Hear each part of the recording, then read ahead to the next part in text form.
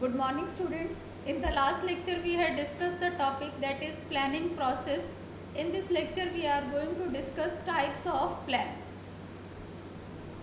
जैसे हमें पता है कि प्लानिंग जो है हमारा प्लानिंग सबसे मोस्ट इम्पॉर्टेंट फंक्शन है, क्योंकि मैनेजमेंट के हमारे 5 फंक्शन होते हैं, जिसमें से हमारा सबसे मोस्ट इम्पॉर्टेंट जो मैनेजमेंट के हमारे 5 फंक्शन होते हैं ना, प्लानिंग,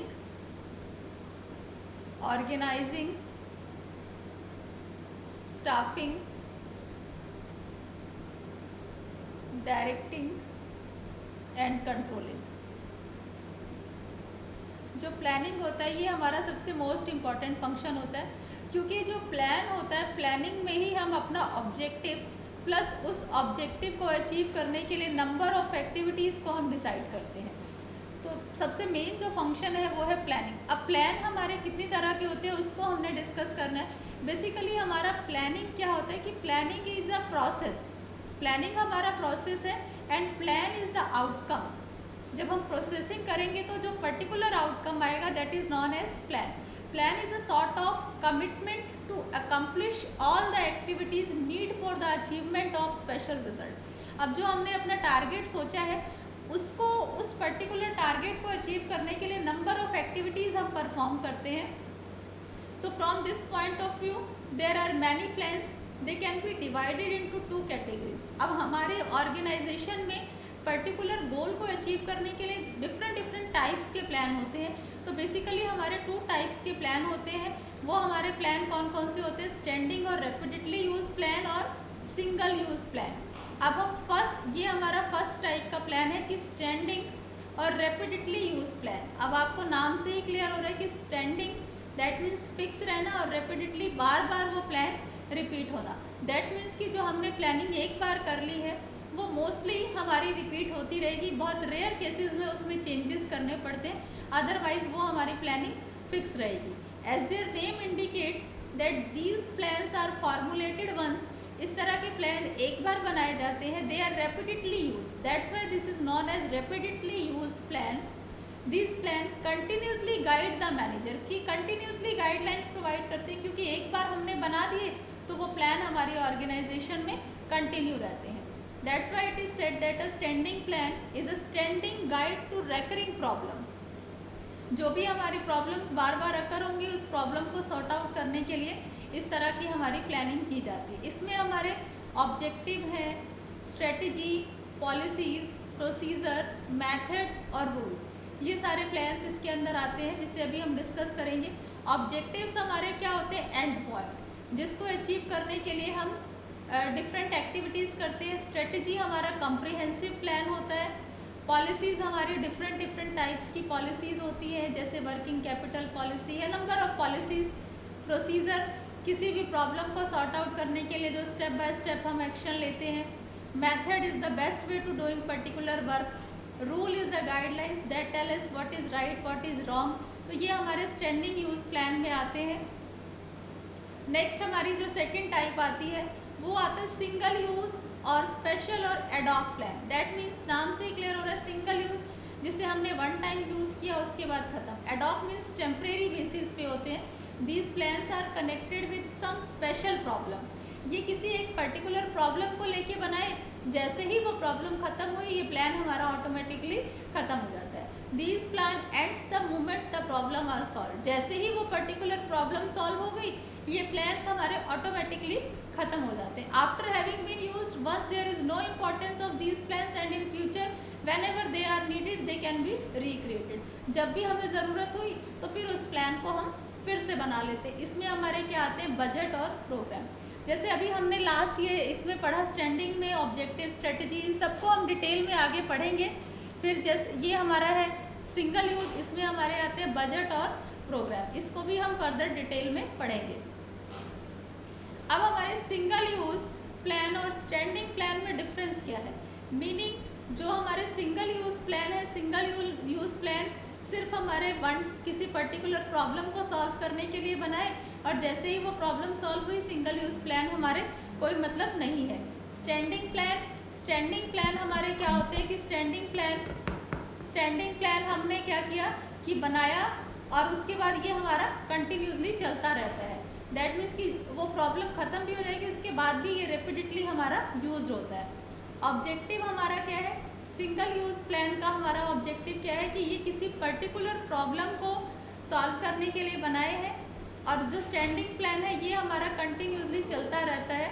स्कोप, जो सिंगल यूज प्लान है इसका जो स्कोप है वो नैरो स्कोप है, क्योंकि ये एक पर्टिकुलर एक स्मॉल प्रॉब्लम के लिए बनाए जाते हैं। लेकिन स्टैंडिंग प्लान का जो स्कोप है वो हमारा क्या होता है, वाइडर। इसकी रेंज जो है वो काफ़ी वाइड होती है, क्योंकि ये रेपिटेडली चलते रहते हैं। जैसे हमने पॉलिसीज़ बना दी, प्रोसीजर बना दिया, मेथड्स हैं, रूल्स हैं, ये सब हमारे कंटिन्यूसली चलते रहते हैं। सिंगल यूज़ प्लान हमारा स्टेबल नहीं है। क्यों स्टेबल नहीं है? क्योंकि जो भी पर्टिकुलर प्रॉब्लम है, जैसे ही वो पर्टिकुलर प्रॉब्लम ख़त्म हो गई, ये प्लान हमारे क्या है, मीनिंगलेस है। लेकिन स्टैंडिंग प्लान हमारे क्या है, स्टेबल है, ये कुछ टाइम तक हमारे फिक्स रहते हैं। हमारे सिंगल यूज़ प्लान के जो एग्जांपल है वो है जैसे कि बजट है, प्रोग्राम है, इस तरह से कि हमने बजट किसी काम को करने के लिए 1 लाख का बजट पास करा लिया, वो काम ख़त्म, तो ये प्लान हमारा ख़त्म हो गया। स्टैंडिंग प्लान में क्या है कि जो भी हमने मेथड डिसाइड कर लिया, जो हमने रूल्स रेगुलेशंस बना लिए, ये हमारे कंटिन्यूसली चलते रहते हैं, तो these are known as standing plan.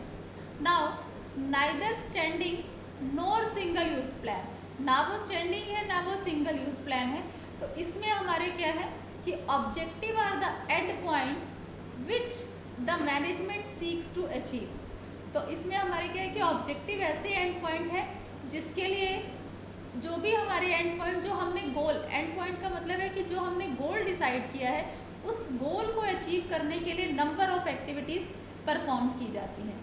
Objectives ये हमारे नाइदर स्टैंडिंग, ना ये सिंगल यूज प्लान है ना हमारे ये standing plan. Objective need to be expressed in a specific term that is quantified and is to be achieved in given period. Objective हमारा ऐसा होना चाहिए जो किसी टर्म में, जैसे फॉर एग्जांपल मैंने कहा कि जो मुझे सेल है वो मुझे 10% इंक्रीज़ करनी है, या मुझे 2000 करोड़ रुपीज़ से इंक्रीज़ करनी है। ये एक टर्म, एक स्पेसिफाइड टर्म होना चाहिए। ये नहीं कि हाँ इस साल मुझे सेल इंक्रीज़ करनी है, ऐसा नहीं। एक स्पेसिफाइड टर्म में होगा जिसको अचीव करने के लिए नंबर ऑफ एक्टिविटीज़ को परफॉर्म किया जाएगा। Objectives are usually set by top management, और ये हमने फर्स्ट चैप्टर में ही पढ़ा था कि जितने भी हमारे ऑब्जेक्टिव्स हैं, पॉलिसीज़ हैं, प्रोसीजर है, ये सब टॉप मैनेजमेंट ही डिसाइड करता है। और इसमें जो मेन फोकस किया जाता है बोर्ड और जनरल इश्यूज़ पे। इसमें कुछ हमारे ऑब्जेक्टिव के एग्जांपल है, जैसे हमने पढ़ा था कि objective should be in specific term. हमने ये पढ़ा था ना कि ऑब्जेक्टिव जो है वो हमारा स्पेसिफिक टर्म में होना चाहिए। तो क्या एग्जांपल है, जैसे to improve the communication system, to hold regular staff meeting and publish a newsletter. अब हमने बता दिया कि हमारा मेन पर्पस क्या है, to cross the sale 20,000 crore mark in turnover of shop, ये हमारा पर्टिकुलर ऑब्जेक्टिव है। To make available the employ to 100 people every year, that means कि एक स्पेसिफिक टर्म में होना चाहिए। To reduce quality reject to 3%, that means कि objective should be in specific term. इस तरह से हमारा ऑब्जेक्टिव होना चाहिए कि जो ईजिली अंडरस्टैंडेबल हो, और फिर उसके बाद उसको हम अचीव करने के लिए नंबर ऑफ एक्टिविटीज़ को परफॉर्म करते हैं। और जो हमारा ऑब्जेक्टिव है, ऑब्जेक्टिव की कुछ फीचर्स होनी चाहिए। दे शुड बी अनएम्बिगुअस, यानी कि जो ऑब्जेक्टिव है that should be very clear कि क्या पर्टिकुलर ऑब्जेक्टिव है, हमें क्या अचीव करने, क्या हमारा गोल है। That should be very clear to everyone.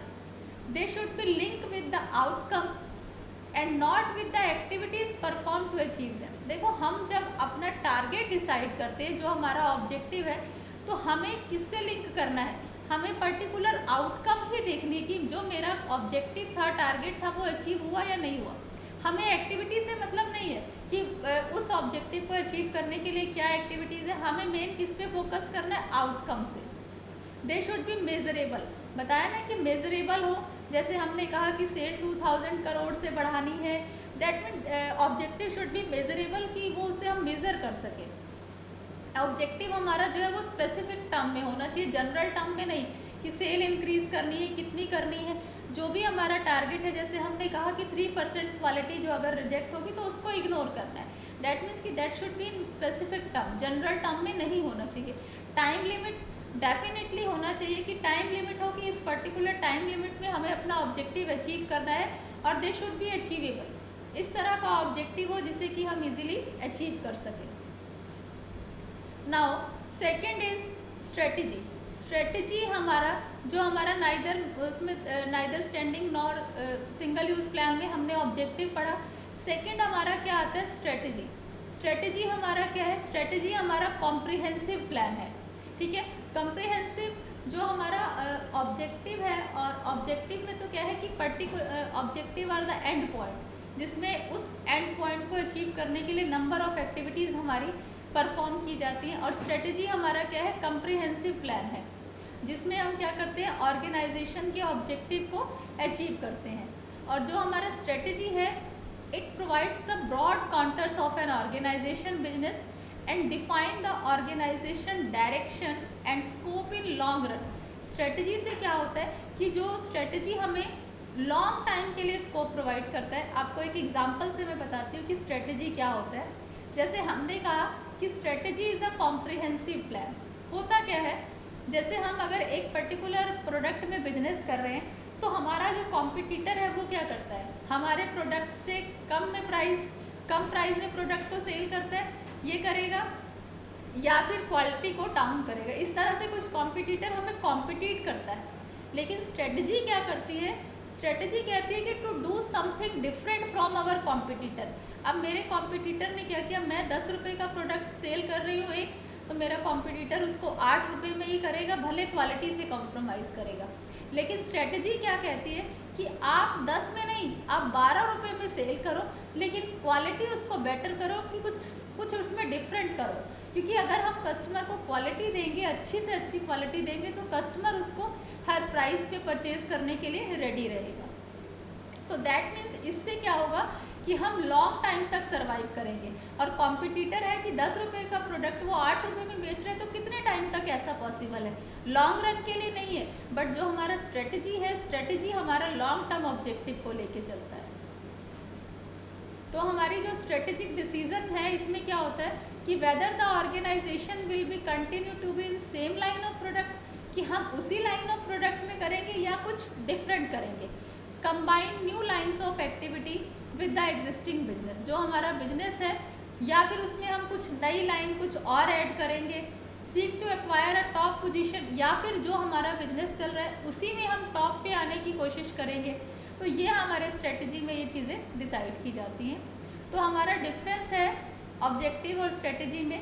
Objective क्या है, हमारा एंड पॉइंट है, जिसको अचीव करने के लिए डिफरेंट एक्टिविटीज़ पे फोकस किया जाता है। और स्ट्रेटजी क्या है, स्ट्रेटजी जो है वो हमारा कॉम्प्रिहेंसिव प्लान है। कॉम्प्रिहेंसिव प्लान है, स्ट्रेटजी में हमारा लॉन्ग रन ऑब्जेक्टिव को देखा जाता है। और ऑब्जेक्टिव यहाँ पे मेन ऑब्जेक्टिव क्या है, ऑब्जेक्टिव हमारा मेजरेबल टर्म में होता है, कि जिसे हम मेज़र कर सके। और जो स्ट्रेटजी होता है, इसमें फॉर्मुलेट किया जाता है, स्ट्रेटजी को बनाया जाता है कि क्या हमारी स्ट्रेटजीज़ हैं।